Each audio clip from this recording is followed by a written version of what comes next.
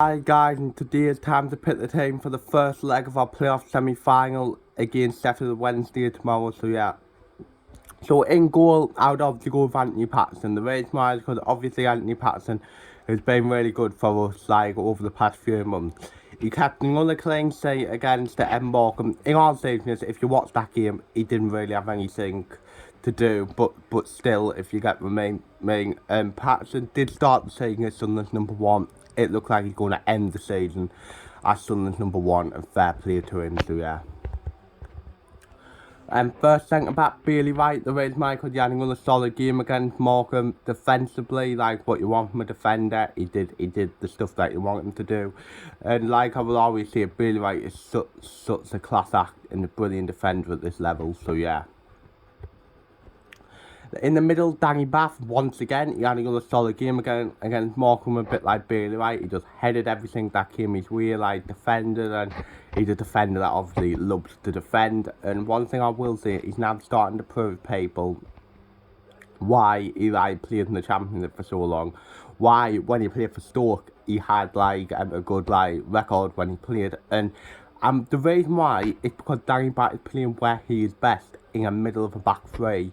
There's no coincidence in that, so yeah. Then left centre back, Dennis Cirkin, the reason why, because it'll be, if he's fit, obviously it'll be nice to have him back, as I do think that Cirkin's been a big miss, even though in the last 3 we've picked up 7 points out of 3. He's had a good first season at Sunderland. He's young and will improve, and the reason why, and I will play him centre back, obviously, because you can play him left wing back as well, is because, I'll be honest, in a back 4, I think his best position is left back, but in a back 3, I think his best position is left centre back. So that is why I will play him there for any viewers that might be wondering, so yeah. Right wing back, Lyndon Goots, the reason why, because I thought Goots has had a decent run recently. I've got the 2 assists against Cambridge and was arguably the best player on the pitch against Rotherham. He was definitely the best Sunderland player on the pitch when he moved to Impact. And again, Morecambe, I don't think he was necessarily great going forward. He put one ball in. It did cause a bit of trouble, but it didn't lead to anything. But defensively, he was good against Morecambe, and yes, so I think that he should play, and he has probably made this position his own as Sunderland's right wing back, so yeah. Left wing back, Pat Roberts. The reason why is because Pat Roberts did have a decent game against Morecambe, I guess. He didn't really do much that you remember in the game, but it was part of a back 5 at the end of the day that kept a clean sheet, if you get what I mean. That is why I will play him. Of course, then you could make the argument, why would you not play Luke O'Neill instead of Dennis Cirkin, but because I want Dennis Cirkin back in the team, so yeah. Then first centre mid, if Broadhead isn't fit, because if Broadhead is fit, Embleton will come where Nail is, and Pritchard will come where Embleton is, and Broadhead will play where Pritchard is. But if he isn't fit, I'll go for Dan Nail. The reason why, because he has proved that he has had a dodgy second half of the season, where he hasn't been great, as he was burnt out by the previous manager. He never should have played that many games. But Dan Nail, on his day, is definitely Sunderland's best central midfielder. He can pass a ball. He can get an assist. He can score a goal, if you get what I mean. And he is just better than Luke O'Neill and Jim Matete, no disrespect. He's better on and off the ball than them.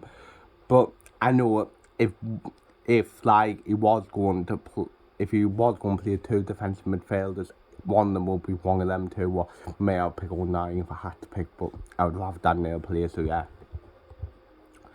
Then next to him, Corey Evans. The reason why he was the best player on the pitch against Morecambe, hands down. Got a lovely assist for our goal again, for Broadhead's goal. And Corey Evans has been brilliant recently. Controlled the midfield, and I'm really happy for him after the stick he got in the few months where we were doing bad. So hopefully he can continue this. So yeah. Then Cam Elliott, Embleton, the reason why, because Embleton, obviously, I don't think had the best games against Morecambe, but Embleton has really been on a good run recently, where he was scoring and assisting and scoring big goals, you look at the one against Oxford, how important that was. He scored the 2, a screamer against Shrewsbury, one from whether he meant it or not, one from a free kick against Cambridge. And one thing as well, Embleton, was a part of a playoff winning team last year, so he got experience of doing it. So let's hope he can do it again. So yeah. Then next, first striker, well, if it was, this would be more 3-5-1-1, but striker Alex Pritchard. The reason why is because Pritchard has got to play, regardless of what anyone thinks, as Pritchard is Sunderland's best player. He's the player that is pretty much our star man, if you like. He creates chances, he gets assists, he can score goals, everything what you want, and I'm happy he's back in time for the playoffs. Hopefully he can have some good, like, some good games and can take us to the championship where he failed the Huddersfield, and hopefully he can have a good like season there next season when we make it. So yeah. Then striker Ross Stewart. Of course, if Broadhead is fit, he will play next to Broadhead. But regardless, one thing we can all agree on, regardless of Broadhead is fit or not, Stewart must play as Stewart. Of course, only scored 2 and 10 or something like that, but Stewart had a fantastic season. 24 goals this season, replaced Charlie White. And even though he's only scored 2 and 10, if there's one player who I would want to give a chance to in a playoff game and trust him to put it in the back of the net, is Ross Stewart. So yeah. Then on the bench, Forbin Hoffman, Try Hume, Callum Doyle, Luke O'Nien, Jack Clark, Ian McGeady, and Jim Mattia. So yeah, so my score prediction is, I think we've got to win the home leg to give us any chance of getting through. And I think it'll be a really tough game, obviously, this way is a playoff game. But I think we will just about win it.